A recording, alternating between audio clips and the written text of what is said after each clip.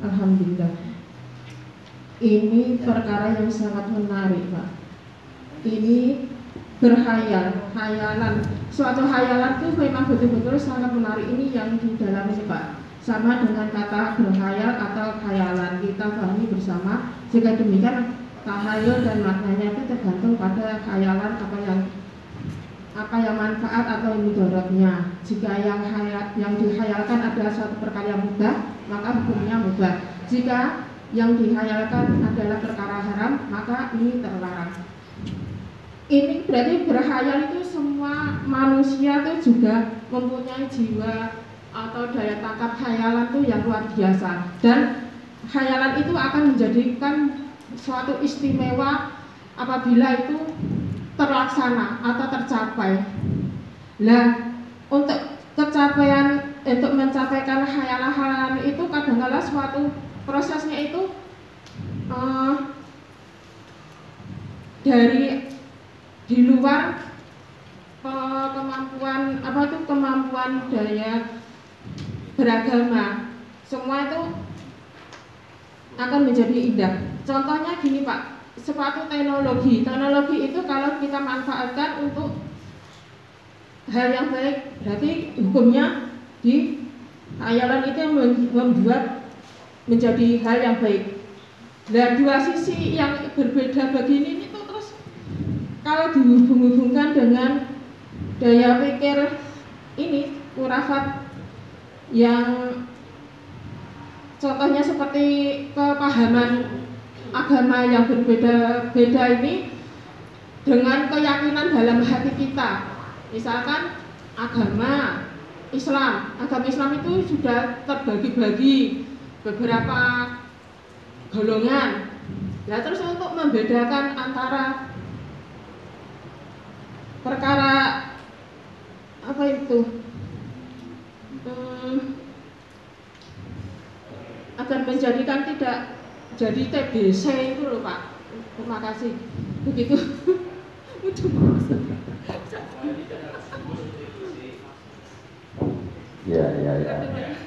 Ya, satu dulu lagi.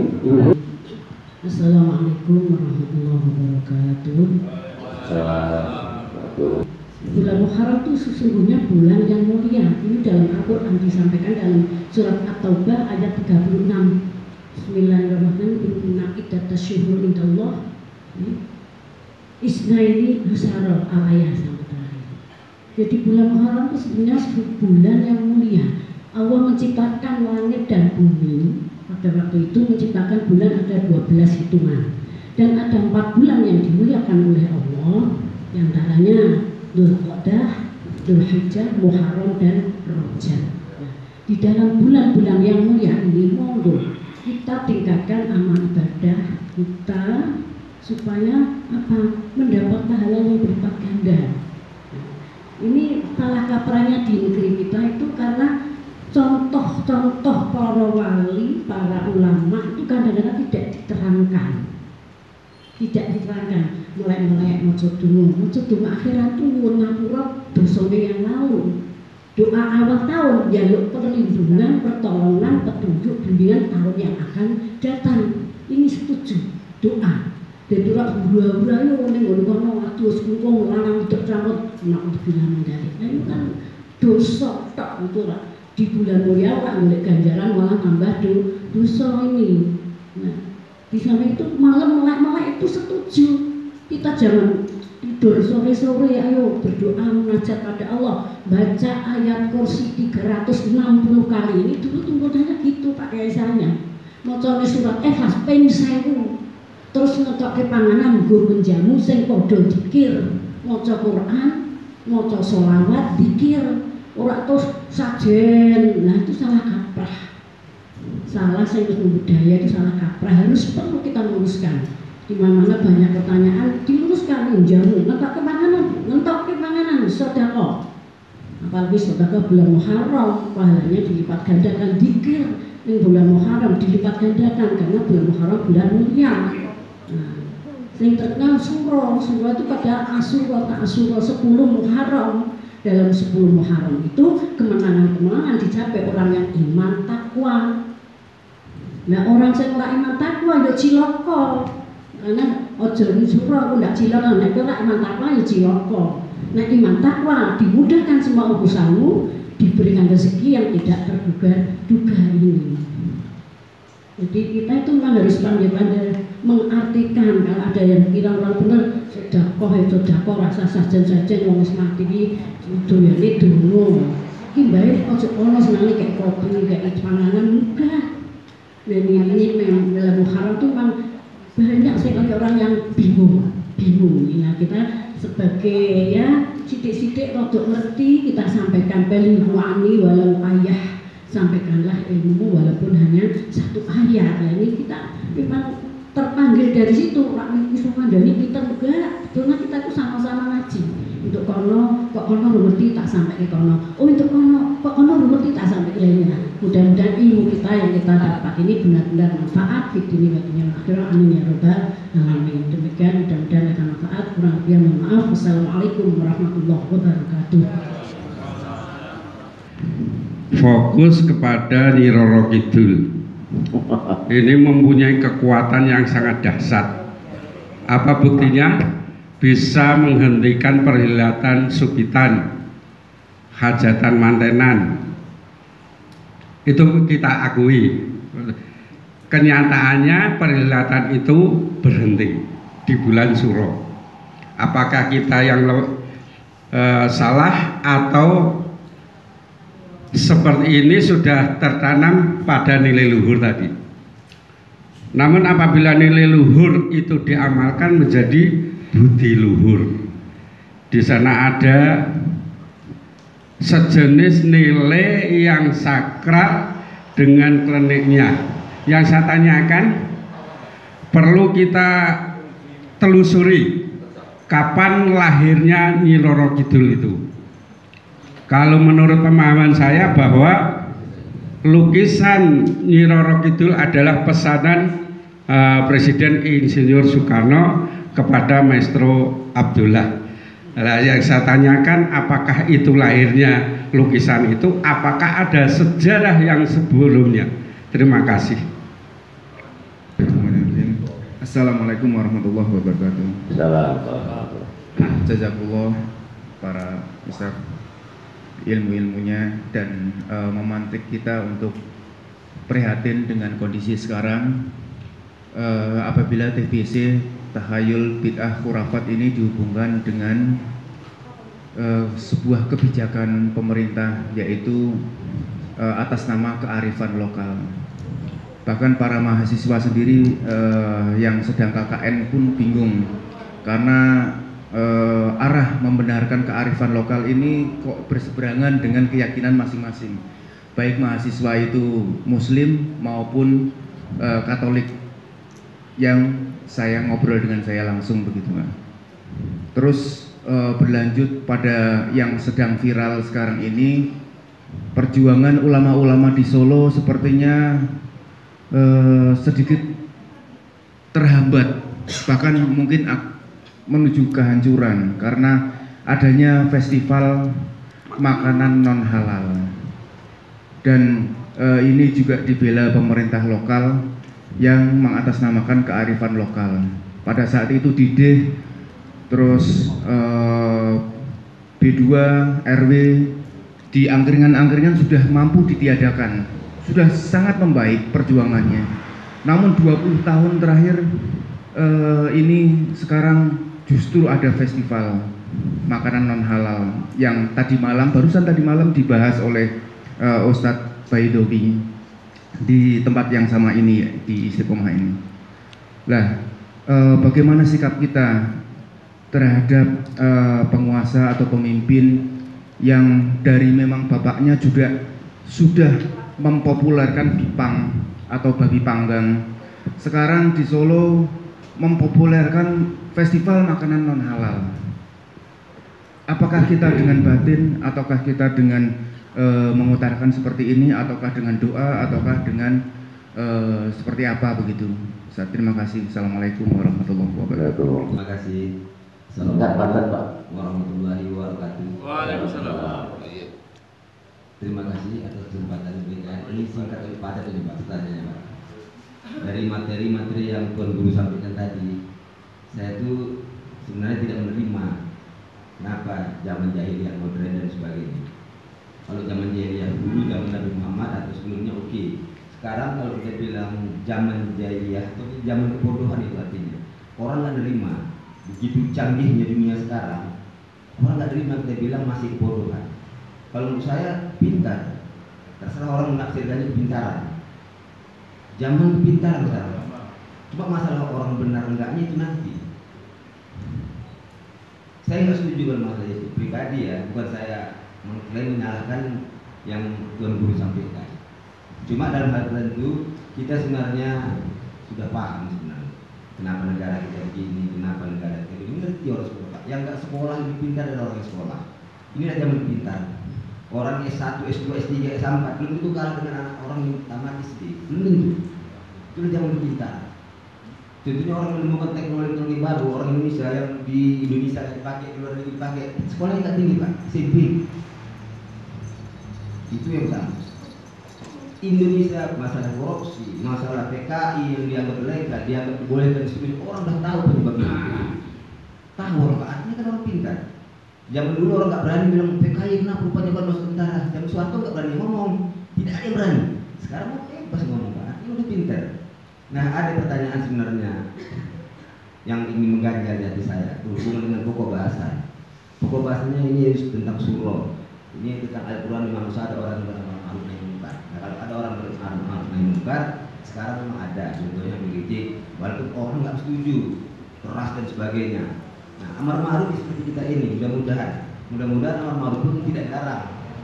Kalau nahi munkar kayaknya berhadapan dengan pemerintah gitu.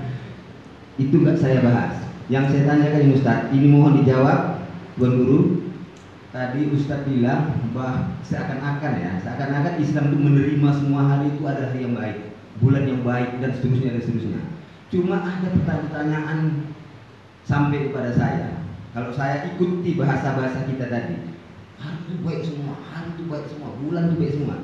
Nah, kalau hari bulan itu baik semua, kenapa kita sholat sunat di bulan di hari Jumat dilarang? Kenapa motong kuku itu hari Senin, Kamis, Jumat dan seterusnya? Kan banyak hal itu yang kita tahu.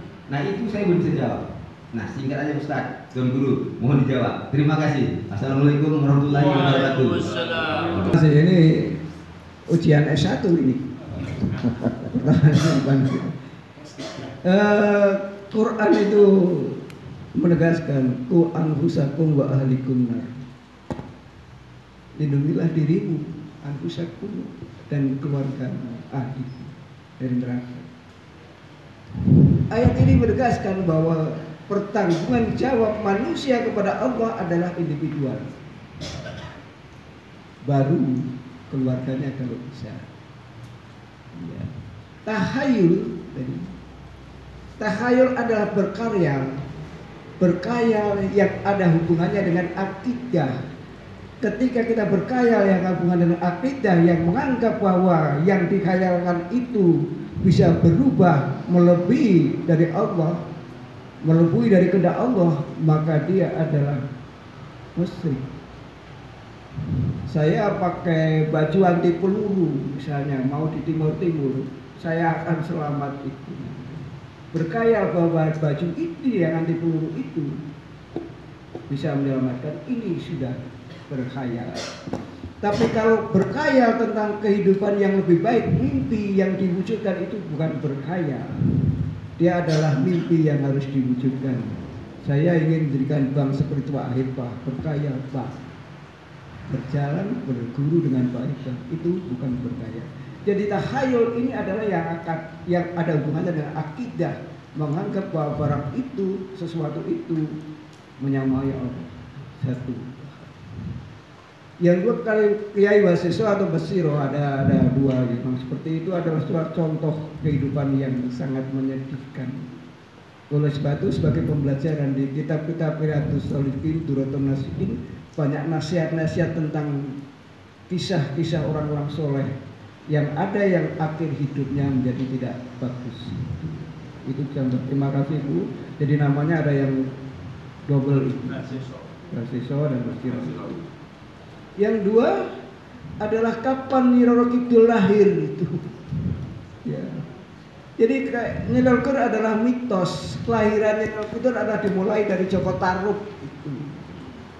Jadi kalau Bapak baca kisah Joko Tarub itu ada Dewi Nawang Mulang. Ya. Menurut Ki Joko Tarub, tapi menurut versi Sunda berbeda lagi. Dia adalah dari Prabu Siliwangi, anak Prabu Siliwangi. Karena ini mitos dan legenda yang bervariasi. Baca saja kisah Joko Tarub, Nawang Mulang ketika kembali kepada nirwana dia ditolak dan dia pulang ke bumi lagi menjadi Nyi Roro itu. Dari Prabu Siliwangi anaknya yang ingin hidup abadi, maka dia berdoa untuk dia berjalan akhirnya sampai ini. Jadi ada mitos-mitos itu. Mungkin nanti sampai pada Dewi Lanjar juga, karena itu legenda. Bagaimana kita harus meyakini? Kita tidak meyakini. Bagaimana kita harus menghentikan kegiatan di bulan Suro? Tidak. Orang yang akidahnya kuat bahwa kematian, bahwa seksa sial sudah ditulis di Lauhul Mahfuz, tidak tergoyahkan seperti itu. Jadi jenengannya ya tidak tergoyahkan. Saya supitan bulan Suro. Ya, saya supitan berdua kali anak saya bulan Suro. Saya ingin mengubah masyarakat itu.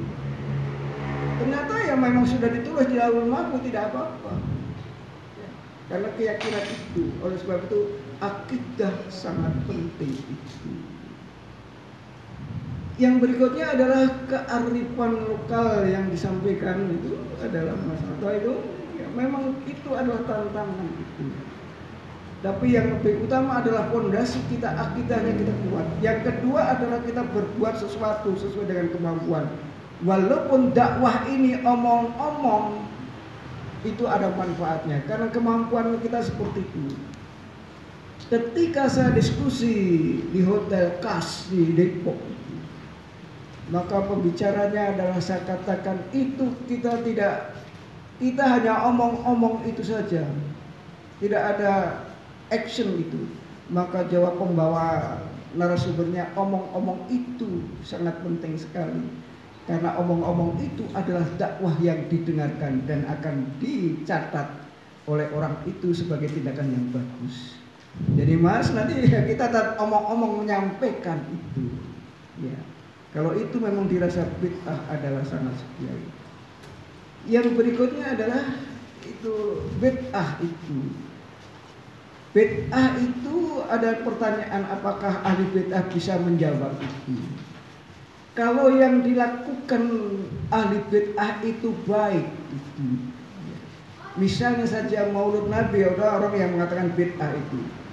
Kalau itu baik, mengapa Rasulullah tidak menganjurkan melaksanakan peringatilah Maulud Nabi? Kalau orang ahli bid'ah menganggap bahwa itu baik, ya, tidak diajarkan oleh Rasulullah, berarti ahli bid'ah itu telah menuduh bahwa Rasulullah belum menyampaikan hal-hal yang baik. Sulit sekali. Oleh sebab itu, bagi seorang muslim ya apa saja yang dilakukan oleh Rasulullah itu sudah cukup bagi untuk menghadap Allah. Jangan ditambah-tambah. Apa yang dilakukan dan ibadah oleh Rasul itu sudah diciptakan oleh Allah sebagai manusia, bentuk mulai dari kecil. Tipe asuhannya itu bentuknya diasingkan dari tempat yang jahat, disusui oleh halimah, sampai bentuk dalam perkawinannya, sampai 12 istrinya, 11 tambah 1 itu adalah mewakili semuanya tipe-tipe itu. Jadi hati-hati. Kita bid'ah itu tidak terasa kalau itu berdosa seperti syirik. Wah, ini manfaatnya bagus sekali, tidak terasa. Hanya kita pada akhirnya nanti ketika seperti saya katakan, ketika kita nanti ditemukan oleh Rasul, wahai Rasul, apakah ini umatmu? Iya, ini umatku hidup sesudahku, tetapi dia tidak melakukan apa yang saya lakukan, malah dia melakukan apa yang mereka kerjakan, tidak ada tuntunannya. Itu sangat rugi sekali kita. Walaupun orang mengatakan itu baik, dan kita tertutup dengan kata-kata baik itu, tapi itu tidak dilakukan oleh Rasul. Habis kita.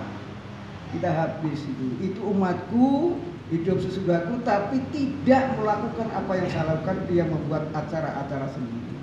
Rasul itu sudah contoh nyata dan kita tidak bisa begitu. Orang yang seperti ini akan didiskreditkan di masyarakat. Wah, babi. Dia tidak toleransi. Itu risiko. Risiko bagi seorang muslim. Tapi saya lebih senang dengan risiko karena saya berharap nanti biliqa'i rabbi, ingin ketemu dengan Allah dan Rasulnya. Itu adalah cita-cita hidup manusia supaya kita kembali ketemu dengan itu. Tapi kalau kita ingin dipuji oleh manusia, ikutilah bid'ah itu. Begitu Pak. Jadi jawaban guru gantian ya seperti ini. Ya mudah-mudahan jadi itu. Ini yang kedua dari Pak Risun adalah ketua ini. Yang pertama, ini saya Pak Bambang ini pernah ya jajakan atau kemarin berikan sambutan wisuda Undares di Pertamina, jajakan itu. Waduh, ini kepala aku ya, aku rawani, saya ini kolonel, aku kopral, orang mangkat sih entek aku gitu. Ini sebentar lagi ini kawan saya dan sahabatnya dan pimpinan saya. Iki wis sambutan kono ning dengan Pertamina wisuda Undares pada waktu itu Pak Kabul. Saya hanya menyampaikan kritik. Saya punya anak buah Pak lulusan Undares. Ketika saya suruh adzan dia tidak mau. Puasa jelek Pak. Ketika maghrib saya tidak mau. Kalau saya tidak hafal Quran dan surat-surat pendek Pak. Ya, kamu biasa jadi imam? Iya. Biasa jadi imam, biasa jadi imam kalau sholat zuhur dan sholat asar. Ini Undares Pak, center Islam. Outputnya saya pengguna Undares yang banyak sekali. Jadi imam hanya mau jadi imam zuhur dan asar, lainnya tidak mau. Ini saya sampaikan kepada Pak Kapul pada waktu di Hotel Pertamina atas perintah Pak Bambang ini. Ayo itu makan ya, aku makan. Jadi sampai nawatokna itu perintah saya juga sampai nawatokna atas perintah Pak Aris ini. Terima kasih. Mudah-mudahan mantan. Wassalamualaikum warahmatullahi wabarakatuh. Monggo Pak diulas biar lebih bagus.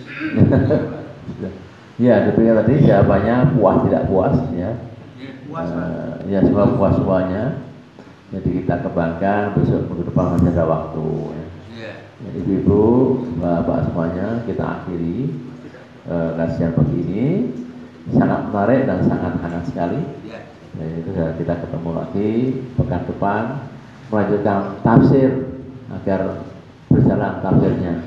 Ya, ini selingan dan untuk bulan berikutnya nanti Bu saya mungkin bisa memberikan selingan juga atau Habib Mustafa Habib. Ya, Bu saya Alia. Ya, Alfiah. Betul. Ya, atau juga Habib Abu Bakar.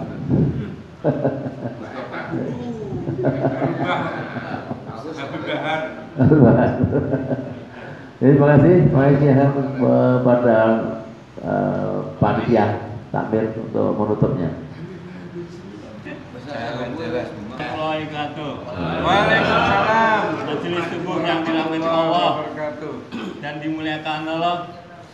Alhamdulillah barusan kita dengar tausiah subuh ini kita kesankan di dalam hati dan niat kita untuk amalkan dan kita dakwakan kepada saudara yang lain. Dan untuk sempurnanya majelis ini menjadikan majelis yang sia-sia, marilah majelis ini kita tutup dengan doa kifarah majelis. Subhanakallahumma wa bihamdika asyhadu an la ilaha illa anta astaghfiruka wa atubu ilaik. Assalamualaikum warahmatullahi wabarakatuh.